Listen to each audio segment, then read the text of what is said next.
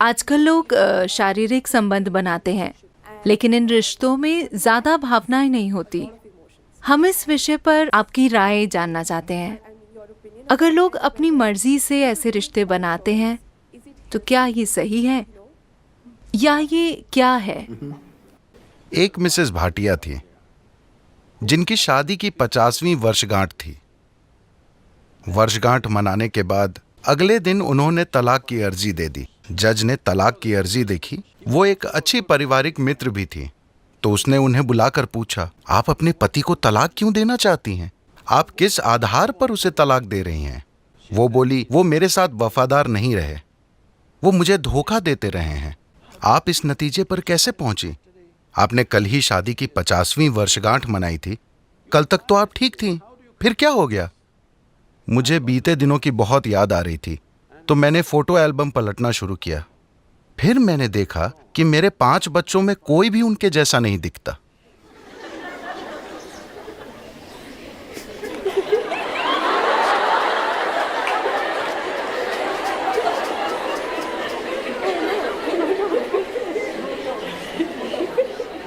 कि अभी क्या आपको याद है कि 10 पीढ़ी पहले आपकी दादी की दादी की दादी कैसी दिखती थी?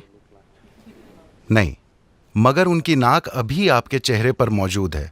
आपके शरीर को याद है, हाँ या ना? आपके शरीर को लाखों साल पहले आपके पूर्वजों की त्वचा का रंग भी याद है, अभी तक वो भूला नहीं है। तो जिसे आप मेरा शरीर कह रहे हैं, वो यादों का एक बहुत बड़ा संग्रह है ना? आपके दिमाग में मौजूद यादाश्त बहुत कम है। आपके शरीर में मौजूद यादाश्त, उसमें क्रमिक विकास की यादें हैं, जेनेटिक यादें हैं, कर्म की यादें हैं, व्यक्त और अव्यक्त स्तर की यादें हैं, ढेर सारी यादें हैं। आपको लगता है कि अभी आपको चलना आता है, लेकिन ऐसा सिर्फ इसलिए है क्योंकि आपके शरीर ने वो यादाश्त बनाई है। अगर आपका शरीर उसे भूल जाए तो आप चल नहीं पाएंगे। इतनी यादें, आप जो छोटी से छोटी चीज करते हैं, आप जानते हैं कि क्या खाना है क्या नहीं खाना है, उसे मुंह में डालना है कान में नहीं। ये सुनने में अजीब लगता है, लेकिन आप यादों के कारण ही जानते हैं।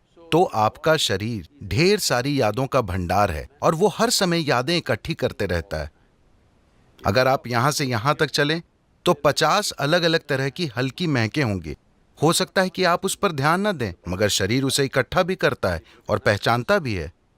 वो लगातार पहचानता रहता है, इसलिए आप जानते हैं कि सुगंध क्या है, दुर्गंध क्या है, ये इसकी गंध है। आप आवाज, गंध वगैरह के अलग अलग पहलुओं को पहचानते हैं, क्योंकि ये प्रक्रिया लगातार चलती रहती है। तो इस शारीरिक यादाश्त को इस संस्कृति में पारंपरिक तौर पर हम ऋणानुबंध कहते हैं। वो शारीरिक यादाश्त जो आप बनाते हैं। आप जागरूकता के साथ अपनी शारीरिक यादाश्त बना सकते हैं, या बस ढेर सारी यादाश्त अंदर लेकर ढेर सारी शारीरिक उलझन से गुजर सकते हैं।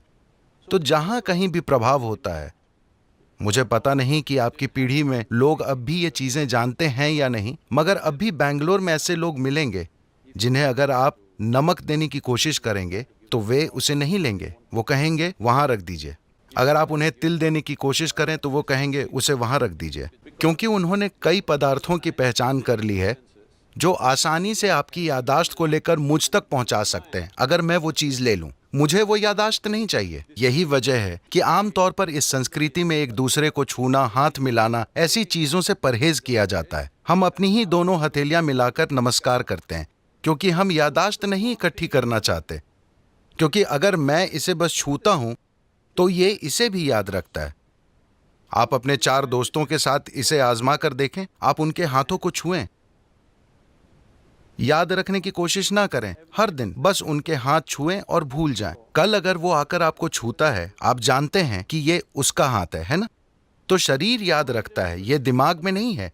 शरीर की यादाश्त होती है, इसे ऋणानुबंध कहते हैं। जब यौन संबंध बनते हैं या ऐसी कोई अंतरंगता होती है जिसमें विचार, भावनाएं और शरीर शामिल हों, तो आपके शरीर में जो यादाश्त रह जाती है वो बहुत बड़ी मात्रा में होती है। इसलिए कहा गया है कि आपको इसे जितना हो सके उतना सरल रखना चाहिए। कुछ दूसरे पहलू हैं जहां कुछ तांत्रिक प्रक्रियाओं में ऐसी चीजें होती हैं। वे सालों तक खुद को तैयार करते हैं ताकि शरीर से इतनी दूरी बना ली जाए कि शरीर कहीं से कोई यादाश्त न उठा पाए। इसे एक साधना की तरह किया जाता है, बेलगाम संभोग की तरह नहीं। तो सवाल नैतिकता का नहीं है, सवाल ये है कि आप अपने जीवन में अपने साथ क्या करना चाहते हैं। अगर आप इस तरह जीना चाहते हैं कि आपके जीवन में आपकी भीतरी बुद्धि सबसे प्रबल चीज हो, आपका भौतिक शरीर नहीं, तो आपको शरीर की याददाश्त को जितना हो सके उतना सरल रखना चाहिए। इसलिए सादा भोजन, लोग बिल्कुल सादा भोजन करते हैं। अब भी मैं दिन में एक बार भोजन करता हूं और भोजन में सिर्फ एक चीज खाता हूं, 10 नहीं।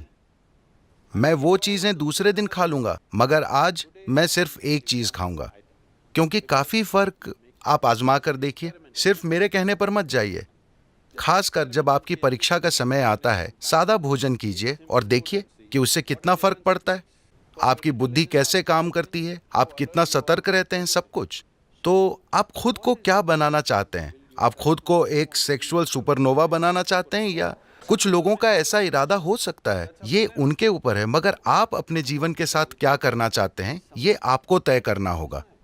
अगर आपने ये तय किया है तो ये बहुत महत्वपूर्ण है कि आप अनजाने में भारी मात्रा में यादें ना इकट्ठी करें, क्योंकि बाद में आप देखेंगे कि आपके लिए शांत और खुश रहना बहुत मुश्किल होगा, चाहे कुछ भी अच्छा हो रहा हो, क्योंकि शरीर में उलझन भरी यादें मौजूद हैं। जब इसी प्रकृति का कुछ और आता है तो शरीर में उलझन भरी उथल पुथल होने लगती है। शायद आपके दिमाग में यह ना आए, ये सिर्फ शारीरिक रूप से होता रहेगा। तो ये चुनाव आपको करना है। ये नैतिकता का सवाल नहीं है, ये सवाल है समझदारी से जीने का।